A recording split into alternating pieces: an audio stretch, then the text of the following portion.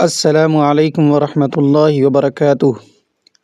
تعلیم الاسلام مکمل 4 حصے، تالیف حضرت علامہ مفتی کفایت اللہ رحمۃ اللہ علیہ۔ چوتھا حصہ چل رہا ہے۔ آج کا تازہ عنوان ہے نماز وتر کا بیان۔ سوال: نماز وتر واجب ہے یا سنت؟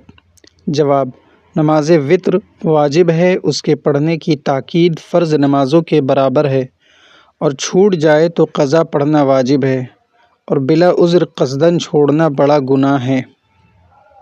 سوال: نماز وتر کی کتنی رکعتیں ہیں؟ جواب: نماز وتر کی 3 رکعتیں ہیں۔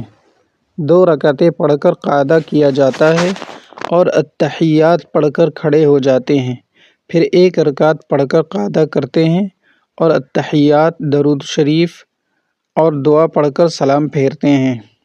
درود شریف نہیں، درود شریف ہوتا ہے، دال پہ پیش۔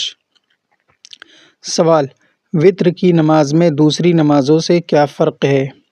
جواب: اس کی تیسری رکعت میں دعائے قنوت پڑھی جاتی ہے، جس کی ترکیب یہ ہے کہ تیسری رکعت میں سورہ فاتحہ اور سورت سے فارغ ہو کر اللہ اکبر کہتا ہوا ہاتھ کانوں تک اٹھائے اور پھر ہاتھ باندھ کر دعائے قنوت پڑھے، پھر رکوع میں جائے اور باقی نماز معمول کے موافق پوری کر لے۔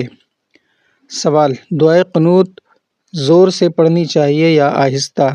جواب: امام ہو یا منفرد، سب کو دعائے قنوت آہستہ پڑھنی چاہیے۔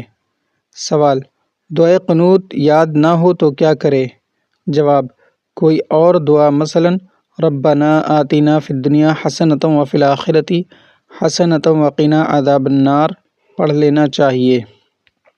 سوال: اگر مقتدی نے پوری دعائے قنوت نہیں پڑھی تھی کہ امام نے رکوع کر دیا تو مقتدی کیا کرے؟ جواب: دعائے قنوت چھوڑ دے اور رکوع میں چلا جائے۔ اس کلپ کے لیے اتنا ہی۔ جزاکم اللہ خیر الجزا۔ السلام علیکم ورحمۃ اللہ وبرکاتہ۔